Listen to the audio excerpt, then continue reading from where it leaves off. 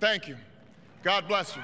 Again, not saying I will solve this all, more we will solve this all. Professor, kind of what you were talking about. Addie, you know, what do you think? I mean, is it really realistic? You have constituents. You have watched this county grow. Are people ready to be part of the solution? Most certainly. But what Obama is trying to, no, not trying to say, what he said is, remember he talked about the two truths? And he's saying that unless we all get together and do what we are supposed to do, on down to the mothers taking care of their children, on down to fathers taking care of those babies that you said are not yours, on down to those people who say that they cannot find a job. But how, you know, are you trying to better yourself to find a job? You know, those types of things we're going to have to understand. We cannot leave up to the President of the United States. We have to take care of it. May I make one other statement, because I know we don't have long, and it's going back to they showed some Inlet Grove students that were in Washington. And one girl was talking about Obama's speech, and she made the reference to the hand. She says, what I remember is he says you could face it with an open fist. But that is symbolic to me, that here is a ninth grader remembering words from the president at an inauguration made.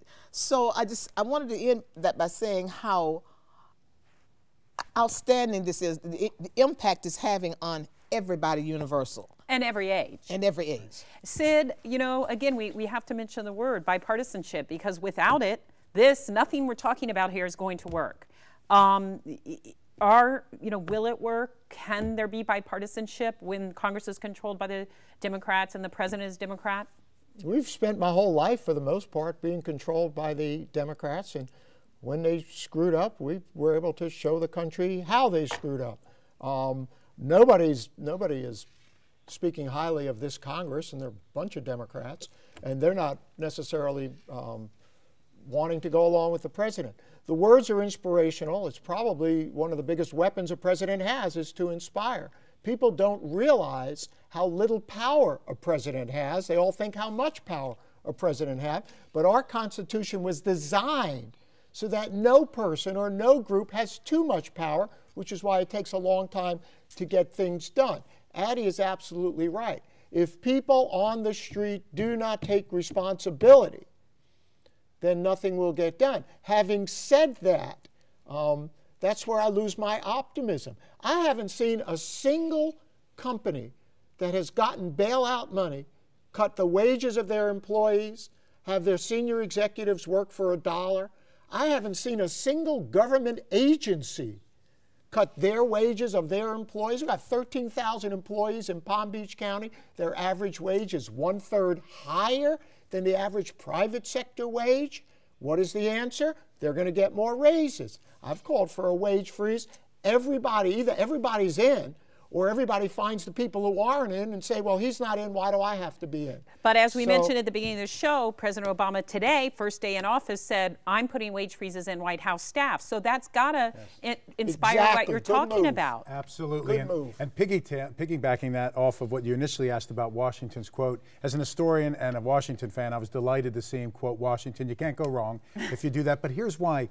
George Washington, among all the founding fathers, was probably the least educated, the least well-traveled, the least read, probably the simplest of the group. But none of the other founders could have led a ragtag band of poorly educated, poorly trained blacksmiths and ill-equipped farmers and defeated the world's greatest power. The thing that made Washington great was twofold. He was able to inspire others, and he always led by example. I think Obama's selection of Washington for that quote was perfect, because Obama is able to inspire, and he's leading by example. He's calling for sacrifice. He's calling for personal responsibility, and he started day one in the White House by leading and showing us that. And that's the great tool that the president has, and we've all touched on that bully pulpit, that ability to get up and inspire and lead a nation. And I think that's absolutely pivotal at this crucial moment in American history.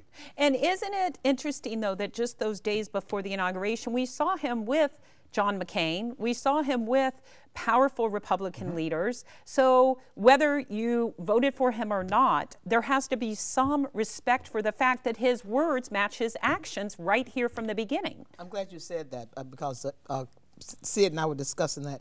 Respect is earned.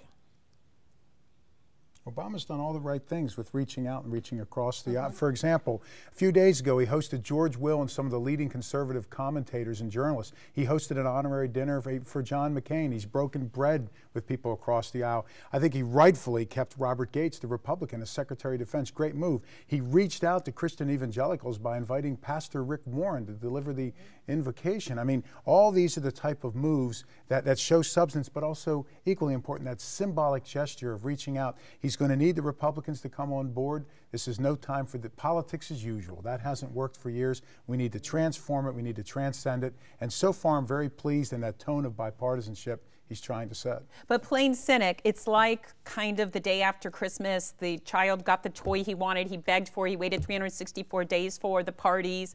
And then is the glitter going to wear off? Is this just the excitement after, years of hoping for change?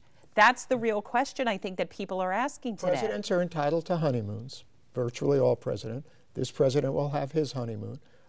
Some people think it'll be short. I think it'll be long. He's got he has the press so in the tank, so to speak, that even if he flubs a few things, they won't call him on it. And that's just fine, because our problems are too big to worry about the small issues. So he will have a honeymoon from both sides. After that, there will be reality. And either people will have a sense that we've got this thing on the right track, or people will have a sense that we need to get a few other opinions in there. And we can be a noisy country that changes agendas quickly. And certainly those of us in the minority party are good at doing that, and we look forward to being a healthy part of the public debate. May I say something to that? I agree. I think Obama, to his core, he's a community organizer. He's someone that reaches out. He almost instinctively looks for common ground.